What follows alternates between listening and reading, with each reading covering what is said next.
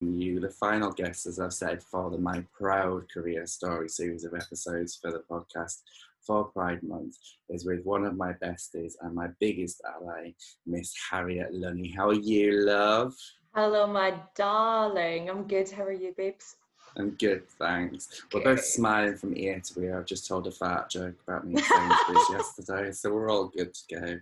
We're ready with this. Harriet's going to wow you with her career story. I do know a lot of this because we've worked together before, but that's, I'm going to be a very good boy and kind of keep myself under control here. It's going to be a very different interview for you all today. You've been quiet. That's a shock. Oh gosh, oh, she's off already. Okay, all right. So, Harriet Lunney, what is your career story? Okay, so if we take it back to a very long time ago now, and starting off in high school. So, coming from Scotland, for me anyway, and kind of my family and my peer group in the school that I went to, university was like the go-to option. There was no other kind of option for us. Luckily in Scotland we have free university, so that's not a big challenge from a financial standpoint, and everyone I knew was going to university. Like my sister, all of her friends, my parents had been, my family members had been, all that kind of stuff. So for me, I was going to go to university, study something, and then get a job afterwards. Yeah. That, I would say probably 16, that was the level of foresight that I had as I decided to apply to study business at Edinburgh, because I didn't really have a strong drive to do a particular specialism. When I was younger, I'd done a lot of acting and singing and all those kind of things. So, I mean, at one point when I was 10, I thought I was going to win an Oscar. Meryl Streep, I am not. I'm just one day, darling. One day. I'm just quite good at karaoke, and that's about it, really. Oh, quite good, being very modest. I'm all right. I'm okay. So for a long time, when I was really young, that's what I thought my career was going to be. Realistically, I knew that I wasn't that good, and it wasn't really going to be something that I was going to excel at. It was just something that I enjoyed and I was passionate about. So with that aside, I thought I'll study business. That seems like a good foundation, all-encompassing type course that can lead me in lots of different directions. So I went to Edinburgh. I had 4 years across there. Up there? It's because I'm in London, so I'm thinking up way, but I was in Glasgow, went across to Edinburgh. And yeah, I graduated in 2009. Which was the first summer after the massive global recession, when they were not hiring anyone out of university at all. It was. Yeah. It was lovely. So I came back to Glasgow with my degree and no job, sitting in the kitchen with my mum. She was like, okay, what are you going to do now? I was like, I don't know. I've got no idea what I'm going to do now. And my mum, as Steve knows, because he's met my mother before, she is... Pat. You're right, Pat. She is Glasgow's answer to Kris Jenner. She is a momager. Like, she organises everyone in our family to precision. But I know for a fact, and my sister and my dad, and I think my brother-in-law would probably say the same, if it wasn't for my mum, I don't actually know what we'd all be doing. Like, she's just so good at just getting it done and pushing you to do things. So we sat in the kitchen and she said, right, okay, what are you going to do? She's like, you've got two avenues you can go down here. You can either get a shop job or go work in a pub. Which she was like, okay, I suppose that would be good, but I feel like it's just not a good use of your time. Or you're going to go back to university and you're going to do a master's. So, and that was the route that she was pushing for. So that's what I did. We had a conversation around kind of what I really enjoyed out of my business course, and the two things that stuck out to me were HR and marketing, because they're the two routes within kind of general business that are, to me, the most people focused. Yeah. And there were things that I really enjoyed, and it's kind of what my brain leans towards anyway. So that's what I did. I applied to do a master's at Strathclyde Business School, got in there, and that was really the starting point to where I am today, because every interaction that I've had has led to a job opportunity, which has been fantastic. So when I was doing my master's degree, part of that, you spent 3 months in industry writing, I think it was a 7,000 word essay on a particular topic of the work you were doing. So I was working out at RBS main office at Gogarburn outside of Edinburgh. I met a senior member of the HR team there, and yeah, we had a conversation. We had a couple of coffees whilst I was working there, and she said, "What are your plans once you finish up with your masters?" And I said, "Well, I'm starting to look for jobs, but I don't really know yet. I haven't gotten anything. I'm just kind of starting to figure things out." She said, "Okay, once you're done, call me and we'll have a chat about, you know, if there's an opportunity for you, and we'll have you in for an interview." And I did, and we had an interview. There was an entry-level HR job at RBS Insurance in their Glasgow office, and I got the job, and that was the first step for me, to kind of get my foot in the door and starting to learn what it's like to work in an HR department. At that time, off the back of everything that had been happening with the massive global recession and the hot water that RBS had gotten into, my first job was doing CV and interview skills for people who were being made redundant from RBS Insurance. So shutting down the call centres, things like that, because at the time RBS Insurance was being sold off. It's now Direct Line Group. So there was all of that happening. So I was fresh out of uni. I was 23 at the time, going in to tell these people who had been working in a call centre for 30 years how to do a CV and how to get an interview. It's pretty daunting. Basically looked at me like, what does this child know? She doesn't know anything. So that was pretty interesting. Definitely a learning curve in terms of how to deal with different types of people, and also how to be assertive in what you're saying. I had to kind of prove myself that, yes, I am a child in your eyes, but you know, I'm here to help you. I'm not here to speak down to you or to patronize you. I'm just here to help. You can either kind of take it or leave it. I've done the training for this, for what I'm doing. I know what I'm talking about, and we'll take it from there. It'll either work or it won't work. And then as part of that opportunity, I ended up meeting another manager. I'd expressed an interest to them around moving down to London. At the time, a lot of my friends who had gone to Edinburgh Uni with had started to move down for jobs. My sister at the time was living in London. She'd been living there for about 3 years at that point and was absolutely loving it. And I just thought, I might as well. I've got nothing to lose. It's something different. There's going to be so many job opportunities down there. Do you know what? I'll go for a year or 2 years, see what happens. If it works, amazing. If it doesn't work, then I'll go back to Glasgow. We'll just see what happens. So I'd expressed an interest around moving down. Again, they said there's this job opportunity coming up for basically moving your role. It's just a straight swap from Glasgow to not even London. It was Bromley. That's where the Direct Line building was, out in Bromley. Right. So again, I applied, I got the job, and I moved to London. That was 9 years ago now, which is mad. So it worked out well. I'm still here. Yeah. The 2 years ended up 9 and counting. And again, that first job, just being entry-level HR advisor, officer in the team down there, the team that I was moved into was mostly recruitment.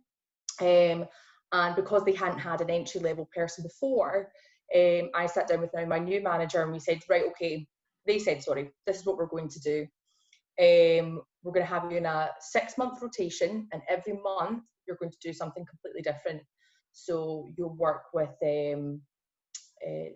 looking at sort of normal experience hire recruitment. We'll get you to look at graduate recruitment, get you to look at employer branding. You can do some work kind of more operational side. We'll move you around. So I got to do that, which was amazing, and it really opened my eyes up to all the kind of different parts within that recruitment side as well, which again is so layered.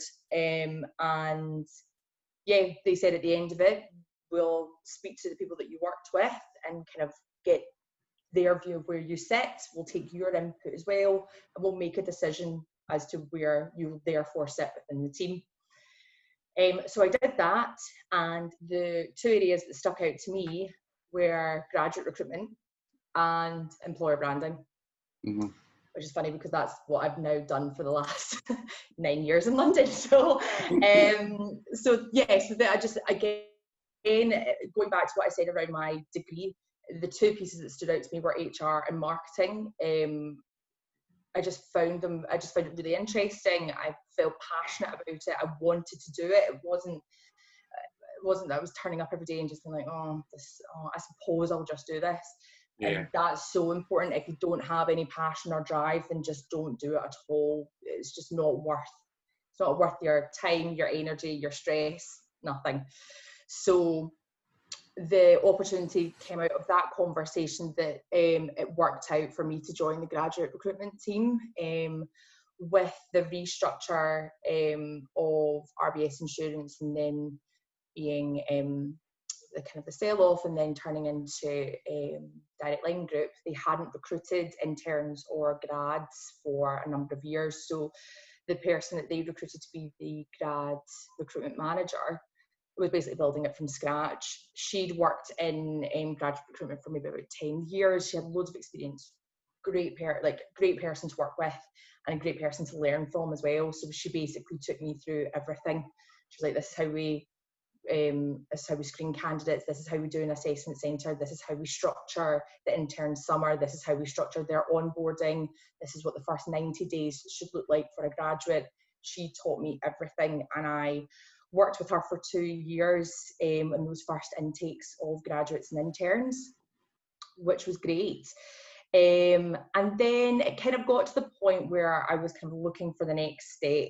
I kind of felt like I'd learned everything that I could learn within those 2 years. I'd seen at that point, when I was leaving that role, my 3rd intake of graduates. So, I'd kind of seen everything. I knew how it ran, and my next thought was, okay, I kind of want the opportunity to start running it. And because we were a 2-person team, that opportunity wasn't really there. So I applied for a job at an American investment bank that I will keep them nameless for now, because I was there for 6 months and didn't really have a great time. Fair enough. Yeah, so went to be a graduate recruitment officer at this particular investment bank. It was like night and day, because there was no support. Nobody really cared what I was doing. Nobody really wanted to support me if I had any questions. It was just sort of get on with it. Working in an investment bank in Canary Wharf, the hours were pretty intensive, which at 24, 25, I was maybe not really prepared for.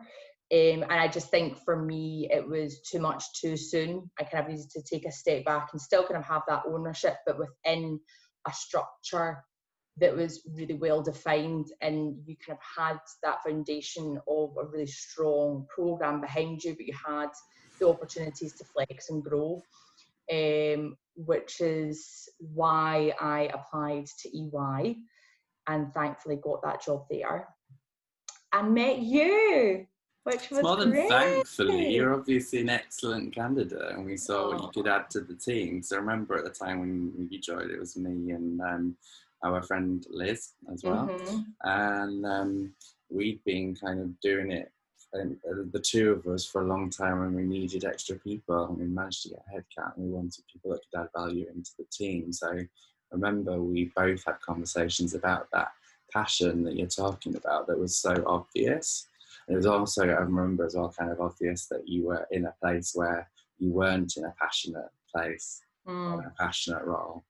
And I've never really worked or considered working in investment banking, but I also think as well, sometimes with industries like that, there's a trade-off in terms of salary as well. And graduate recruitment, let's face it, it's not the best paid job in the world. Yeah. And so you're not even going to get that in some respects. So carry on. So you started your journey at EY, which is where we met. Exactly. I remember that day well, because I knew we were going to be best friends when you went to show me something on your phone and your background was a picture of Ryan Gosling. And I thought, he's the guy for me. We're going to be friends. Ryan Gosling was going to be the guy for you. Well, I mean, I wouldn't say no, let's be honest.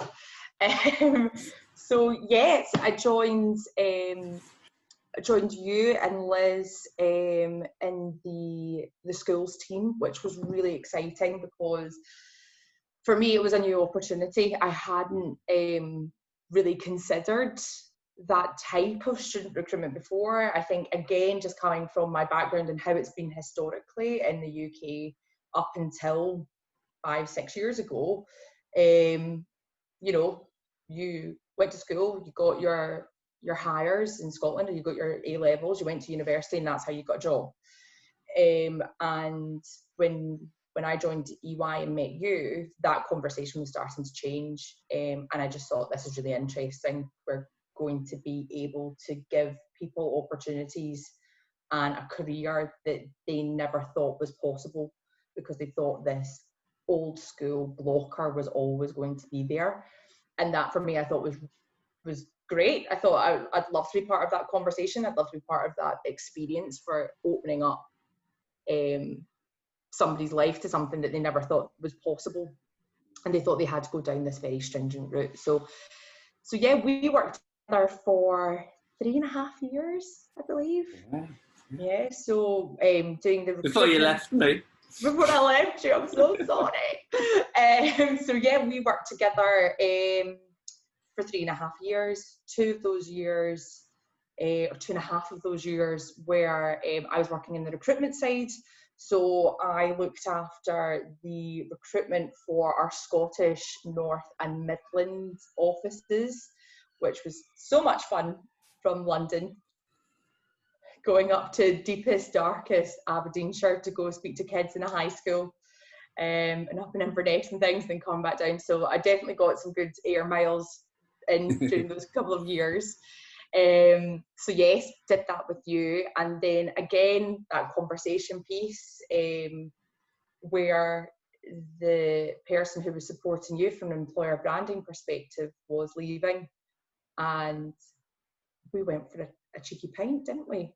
To have a conversation about it. We did. I remember as well, like, it was my favourite time of year. It was Christmas. I remember that. Christmas. The Christmas markets down on the river in London Bridge, and I'd seen an opportunity to kind of snatch you over. To be fair, I'd been and had a conversation with Jane, who will pop up in your story again, I'm sure, in a second. I basically kind of, like, I was at a point where the schools piece was growing so fast that I needed support, and recruitment takes a long time, especially when you need to find the right candidates, and we had the right candidate right under our nose, and it was you. So we swiftly pulled you over onto the employer brand side of things. Exactly. And gave you kind of a baptism of fire in a way, because we got you to do some of the old stuff as well whilst you were doing the new stuff and learning things. But you did a really good job and handled it really professionally as well. So props to you for that. It was about, was it 3 or 4 months where I was kind of straddling both roles, and it was it was wild, but we got through it. It was fine. I think as well because we knew there was an end goal as well. We knew this wasn't going to be my permanent role of doing 2 things at the same time. You can just kind of swallow it and be like, no, it's going to be fine. And also, I loved working at EY. I loved going to my job. I loved working with you. So it wasn't like I was doing 2 jobs in a place that I hated. It wasn't hard in that way. So that was fine. And then we worked together as the wee schools dream team for about a year and a half. We did, yeah, we did. I mean, it got to a point, like, and if you think of that 12-month cycle as well, by the end of the 12 months, like, Liz and I went off on holiday together for 4 weeks to Australia and left you holding the baby. That's right. And you carried That's all of that through as well. Mm-hmm. So yeah, a lot of water went under those EY school bridges and stuff. Exactly. And Justin, who might be listening as well, was part of that team as well, and is still over. He's moved over to Australia, hasn't he? So yeah, fond memories. So what happened next? Where did you go after EY? Who did you leave me for, Harriet? Oh, so because you left me holding the baby to go gallivanting with Liz down under, it was again one of those things where I thought, oh, I think I can do this. I know what I'm doing to do this by myself. I think, again, this is a stepping up opportunity. So I went from EY to KPMG. Went to one of the competitors. And I was there, and again, it seems to happen with me with every other role. Again, it was one of those things where I changed roles and it wasn't what I thought it was going to be. Unfortunately, I was still working within the school space. I was still within employer branding, and again, it was an opportunity to kind of to manage what that will look like. But the opportunity that I thought I was going to have, it didn't really turn into that. I thought I was going to have more of a say on what we were going to do, but in actuality, it was get this done. And I thought, that's not what I want to do. I want to have a say in what we do here. I've worked in this space for 3.5 years at a company that was one of the pioneers for schools and apprenticeship recruitment, EY, and I still consider them to be. They were so good at what they were doing at the time and continue to be great at that type of recruitment that I thought, I know what I'm talking about. Let me have a voice and let me try and do something with this. Yeah. But it wasn't to be. And again, it was one of those situations where I thought, do I wait this out for 18 months, 2 years and see if it's different, or do I just call it like I see it and move on? Which is what I did. And again, it was another kind of 6-month blip. But out of that situation, I had a conversation with a mutual friend of ours who had worked in agency before, and he'd said, I see you working at an agency. I think that's kind of what you would be really good at. You understand employer branding, but this is an opportunity for you to work with lots of different types of clients that have different needs. It's an opportunity for you to grow your skill sets, and you'll have a say as an account manager, as a senior account manager. You are the day-to-day contact for your client. Your opinion counts. You're their internal voice to the creative team that you work for, but also they pay you for your opinion. You're supposed to be an expert in this type of recruitment, so they want to hear what you have to say. Yeah. Even if you don't know the answer straight away, you have to go away and think about it, which is one of my favourite things to do, but I'll come back to you on that.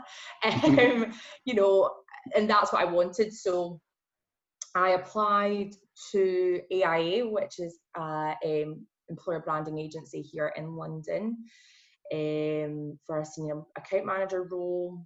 Got the job there, which was fantastic. And yes, I was with them for almost 2.5 years, I think, trying to add up all the years and when they all overlapped. And that was, I would say, after EY, that was probably one of the most rewarding jobs that I've had. I think from a learning perspective, it's working at an agency is incredibly rewarding and stressful at the same time, because you may have, for example, 2 to 4 clients. You may have anywhere between 2 to 6 projects running on each client concurrently. If you are their account manager, senior account manager, like I just mentioned, you are their day-to-day contact. You have to keep them up to date on everything that's going on. You have to be on top of everything. So not only are you managing your external stakeholders from a client perspective, you've got your internal stakeholders. So no matter what project you're working on, you have creative input, you have technical input, you have copywriting input, social media input. It can be anything and everything depending on what the output is going to be. So it's a lot of people depending on you to run the shop and know what's going on. You know, was a learning curve. You have to be on it at all times. And it's something that I actually really enjoy about my job now that I've been doing it for a couple of years. And yeah, just getting to see how different companies are doing their recruitment marketing, what's their priorities, where are their challenges, what can we do to help them. You know, it's just really, really interesting to see how different companies, different sizes, different industries work.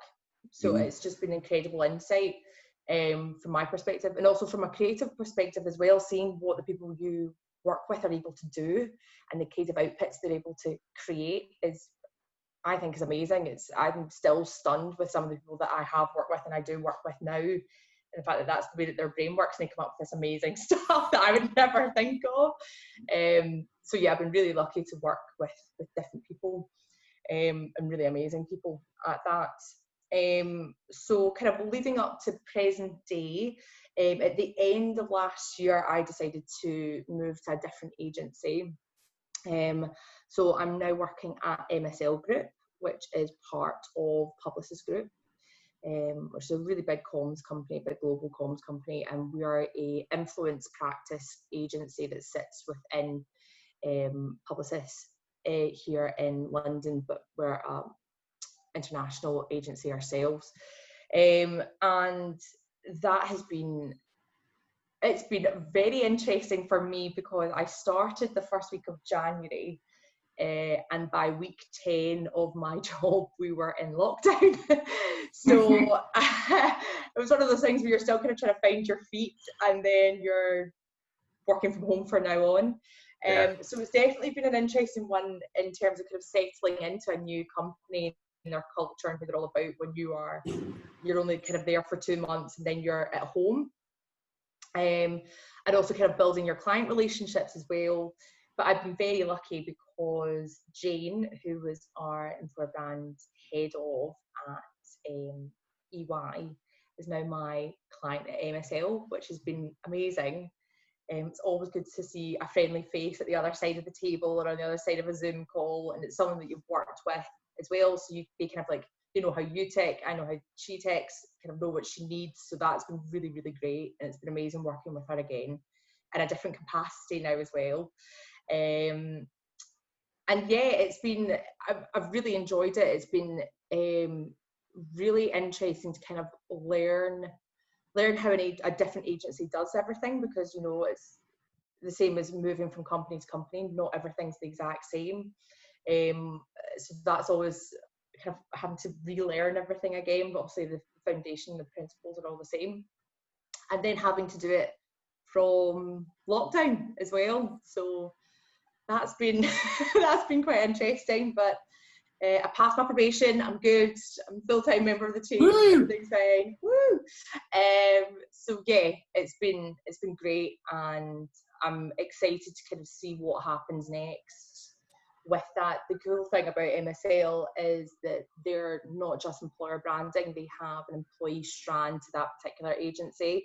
They are an all-purpose creative and PR agency. So they have a consumer team, a corporate team, and myself, who sits within the employee team. So again, that the strengthening and widening my skill set and kind of seeing what happens next.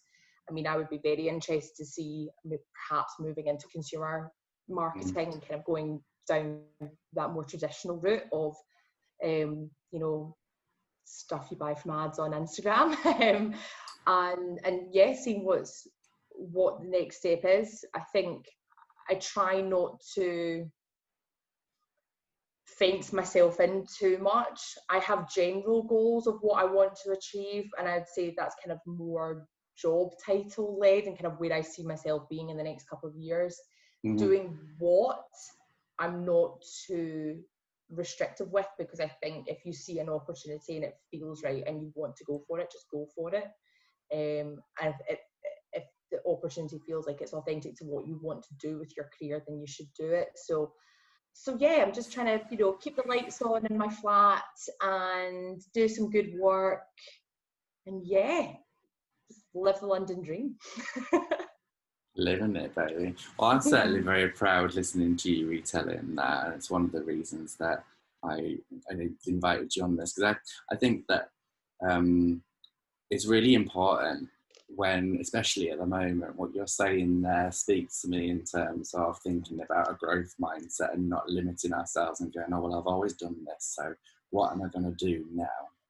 And there's going to be a lot of people that are listening to this that are potentially going to be like, what the am I going to do next? I've done this career for so many years. I'm on furlough. I don't know what's going to happen to me. I've been made redundant. How can I reskill? I'm too old to do this. I don't want to do that. I was happy where I was.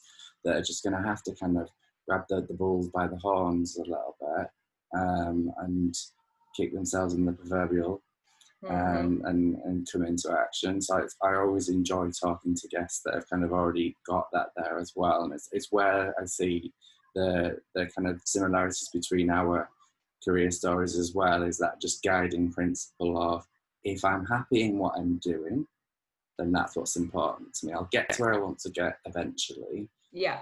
You can't force things. No. And I know kind of a sidestep in terms of the conversation we have as friends and stuff, that is a challenge of mine. I do try to predict things and control it, and that sort of stresses me out. Do you? I didn't know that. We won't go into that because it's your career story, but yeah. So it's thank you for sharing that really honestly, because I really do appreciate it, and when people are listening, they do as well. So there is additional stuff that I want to cover off with you as well, whilst I've got you, around your great allyship of me, and to be fair, every other LGBT plus person that would want allyship, if I'm honest. But before I do that, just to wrap up this segment of the interview, if somebody could kind of take something from your journey and you had one piece of career advice you could give them, what would it be?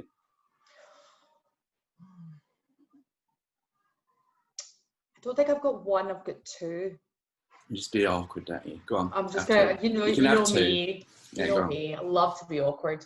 I think kind of the first thing would be what we've just spoken about. I think keep your options open. You need to make sure that when you get out of bed in the morning and you either walk to your dining room table to switch on your laptop, or you get on the tube to go to work, you're happy. Because let's be honest, we spend more time at work than we do anywhere else, especially now when that kind of like the lines are slightly blurred as to when you should be working and when you shouldn't be, because you can just be watching television at 8 o'clock at night and just cheekily check an email. If you're going to be doing that, then you have to be happy and content and passionate and driven about what you're doing.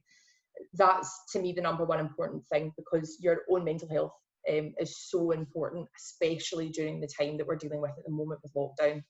Even though it's easing, we don't know what's going to happen. So be passionate and be happy and love what you're doing. And don't be restrictive as well. Keep your options open so that, you do what you want to do. And then secondly, kind of from what I've learned, is if you don't ask, you don't get. The majority of my job opportunities have come from conversations, like I mentioned. It's talking to people and either, seeking them out for those particular roles, or you've had a conversation with someone, you've left an impression, they've thought of you again and thought, oh, do you know what, I had a really good conversation with that person at that event. I'm going to send them a message on LinkedIn and see if they're looking for a job opportunity. Networking and asking the questions, I think, is so important, and it's really helped me in my career, and it's something that I would always advise people to do, because if the answer's no, the answer's no. Like, no harm, no foul, really. But if you have that conversation and it ends up leading to this amazing opportunity, then, that's the best thing ever. So, you know, you're not going to lose anything just simply by asking a question or reaching out to someone. So yeah, that's kind of, they would be my two things. I know you said one. I'll give you two. No, it's fine. I'll let you get off with that, because it's the second one is particularly something that has always struck me about you, is that you ask. You're kind of not afraid of the answer, and you take that opportunity and use it as a way to kind of gauge the situation, or to kind of work out what you need to do. And it's something that I've really enjoyed as a friend, and just as working with you as well over the years, is seeing how you've grown in that aspect of being able to take on feedback and help it move you to the next step and everything. And it's because you ask, you receive, and you then use it to drive you forward as well. You've got a very open mind in that respect, which brings me very nicely, which is also a good segue, so well done there, darling, into the other reason that I wanted to invite you onto the pod was around your fantastic skill of being an ally for the LGBT plus community. Now, I know this inside out. I've been doing a webinar earlier today, going through inclusive job adverts, going through all the various different letters that go with that plus. But for people that are listening, that haven't got the foggiest what an ally is, please explain it in your words, darling. Sure. So to me, an ally is someone who doesn't necessarily sit within a particular community. They would sit on the outside of that, as they don't identify with a particular letter, but they still are empathetic to their feelings, their struggles, their situations, their history, and you respect it, you listen to it, and you're there to lend a shoulder to cry on, have a glass of wine at the end of the week, and I mean, for you and me in particular, go dancing with on a Saturday night. Yeah. Well, not at the moment, clearly. Not that we used to. It's been so long. Oh, so sad. So yeah, that's what an ally is to me. An ally is a friend, if you put it simply. And that's what I try to be as much as I can. I'm a straight woman. I will never understand the struggles that people within the LGBTQ plus community go through.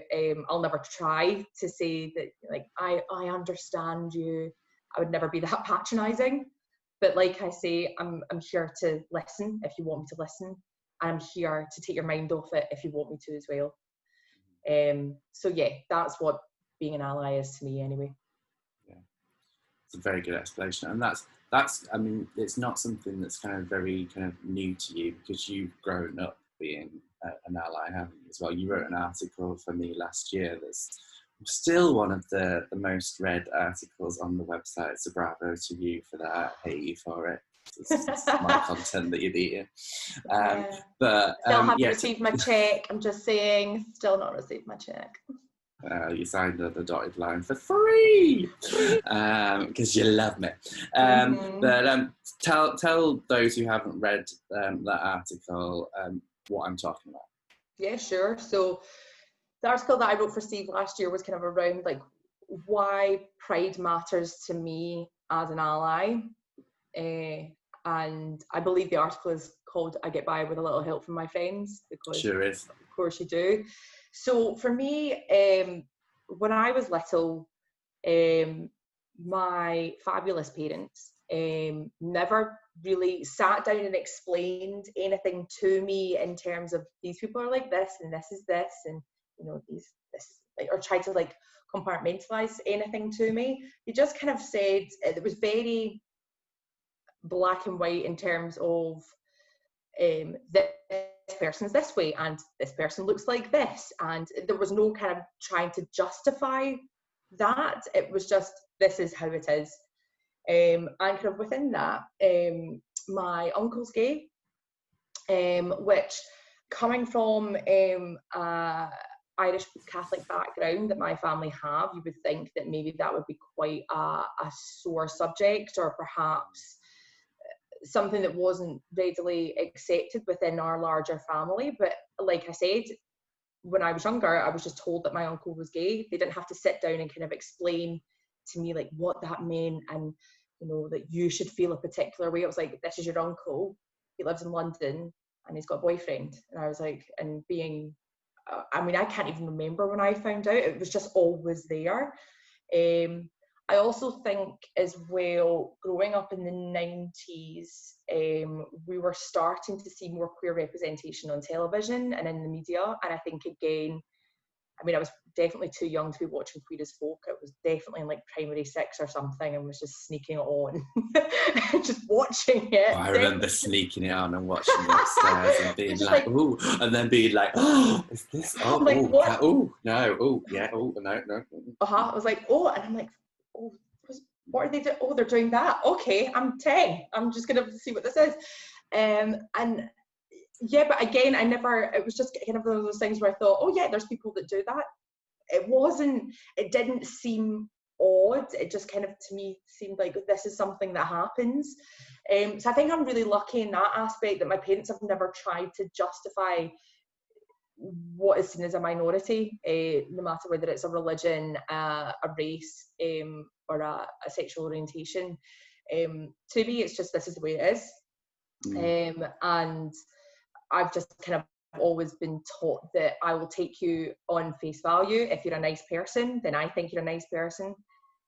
If you're a bit of a dick, then you're a bit of a dick, and that's gonna be it. I don't care who you are, where you come from, what you do. That's just gonna how I'm gonna take you. So I've just kind of always been like that. And then as I got older, started to mix with different groups of people. I started to meet more queer people, kind of in my teenage years and the early 20s, and kind of started to meet queer peers, really, and started to kind of understand what they've gone through, and the fact that, you know, just because I'm from an accepting family doesn't mean that they're from one. I think that I'm very lucky, and I think my uncle was very lucky to come from a loving family that just accepts him for the way he is. Yeah. Despite the fact that we will make fun of him, but it's fine. That's what families do. But you know, that's not the same for everyone. I would say that's probably the minority. I hope it's changing a more positive route, and I think that it is. But you know, kind of the late 90s, early 2000s, when people are starting to be more comfortable around who they are, you know, you're still going to face some backlash because it's not seen as normal. So I think, to me, when I heard these stories, I just thought, that's not right. There's something that's not quite right about this. I don't understand why people are so against equality. I don't see how people are threatened by everyone having a fair shot. It's like that analogy of equality being a pizza. Just because someone takes a slice doesn't mean that you have less. We're all just trying to, that's what equal is. We're all trying to get up to the same level. So to me, I just didn't understand it, and I just thought, that's not right, and I'm never going to stand for that being okay. If I hear someone saying something offensive, I've got no problem telling them where to go, whether I've had a couple of drinks or not. I have yelled at a man who was twice my size for making a homophobic comment in a bar, and I had no problem going full Glasgow in my accent and shouting at him in public, because I knew it's not right, and I'm not going to have, I wasn't even with any of my queer friends at the time. I just heard it and I thought, you need to shut your mouth. Yeah.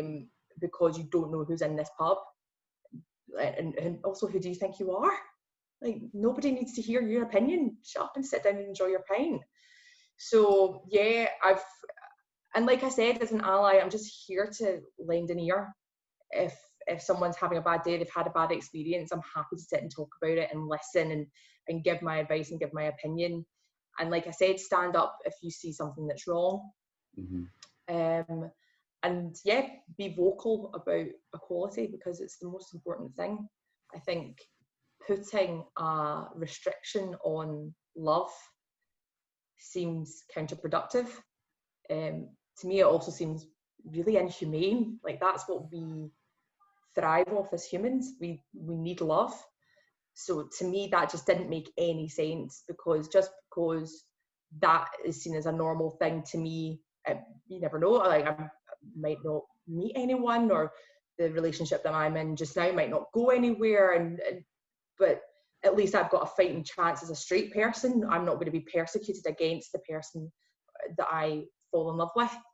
So to me, seeing people who've been persecuted purely on the stance of love, just no, I'm not here for it, and I'll never be here for it. I'm always going to stand up for what I think is right, and I think equality is right.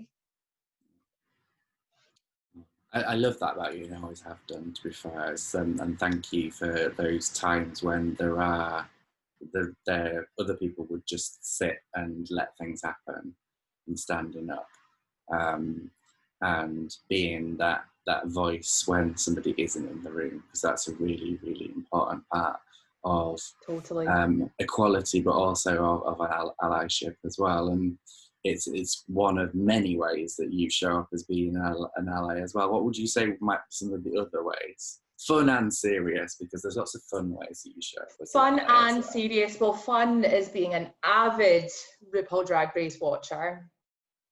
I mean, also, that doesn't mean that I'm an ally. And if there's any scolding hot Drag Race tea, I'm always the first one to share with you. Yes, yeah.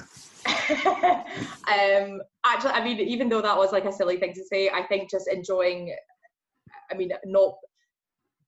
TV show does not make you an ally, but I think consuming queer content is very important, and I think that's another way that you can stand up. Watch documentaries, watch films, read books, buy queer music. All these things are so important, not only from an educational perspective, but you're also helping these mediums thrive. So I think that's really important as well. Even something as simple as going to a gay bar on a Saturday night with one of your gay friends, or if you don't have one, go with one of your straight friends and go and immerse yourself in this culture. If you want to stand up and be part of it, get involved, go and meet some queer people, and see what it's like. I mean, I know that obviously that's a very particular part of being part of a culture, but it's something that you can very easily, well, I was just about to say it's something you can quite easily do at the weekend. At the moment we can't, although next week the bars are reopening. So hey, there's Glasgow popping her head up. Woo! So yeah, hopefully we can go to a gay bar in the next couple of weeks. But that's a very simple thing that you can do, is to go along and be part of a community. If you've seen a documentary that you thought was really interesting, and there's perhaps events that are coming off the back of that particular talking point, be involved in it. I know that we had a conversation earlier today around Disclosure, that documentary that's coming out on Netflix around black trans people. Yeah, black trans people in media, and I think that is going to be so good. Can't wait to watch it. But then for me, that's a topical conversation that I don't know a lot about, so I've started thinking, I wonder if there's any kind of like Zoom events that I can maybe go along to and read some more and watch some more, and just be part of the conversation and educate myself.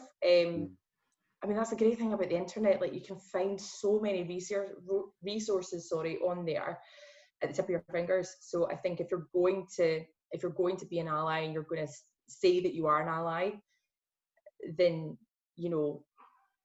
educate yourself, understand the difficulties, the key talking points at the moment.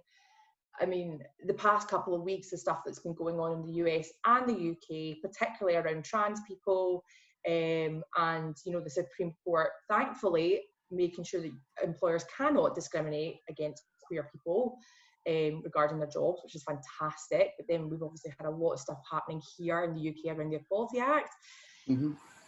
Yeah, go online, find out what's going on, sign a petition, go to an online event, read a book, watch a documentary, go down, support your local gay bars, support your local drag queens. That's something that's super important. Support the queer media and queer artists, and support queer industries as well. Give some money to the gay bars and keep them thriving. And I think that's what you can do to show up, in my opinion. Yeah. Perfect. Love it.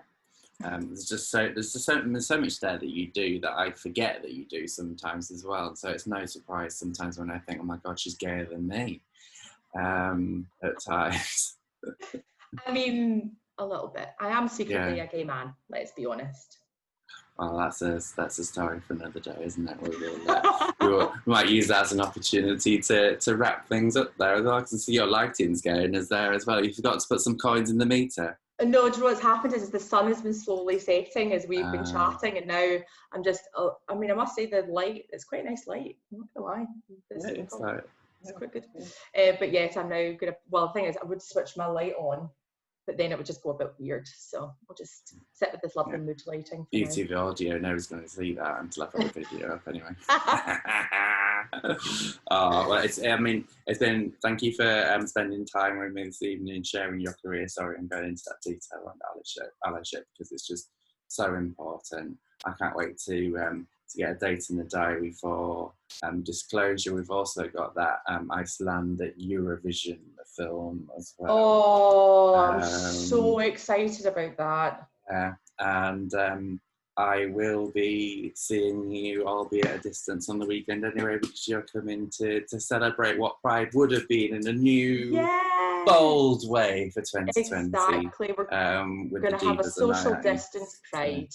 Yeah. Exactly. It's going to be fun. So thank you very much for your time. It's been great having you on the show. Of course. Thank you so much for having me. Excellent. Lovely. Thanks. So that's for everybody listening. That is the fifth and final episode of the My Proud Career Story for now, shall we say. So if you've enjoyed listening throughout the series, enjoyed listening to Harriet's episode as well, leave a review, subscribe. Let's keep this message going, keep the podcast going. We've got a couple more episodes to go for season 2, and then I'll be wrapping up for a little break over the summer because I'm finally going to get to go home and see my family. We've never sung on the pod before. There we go. That was beautiful. I know, it wasn't, but it's that time of the day, isn't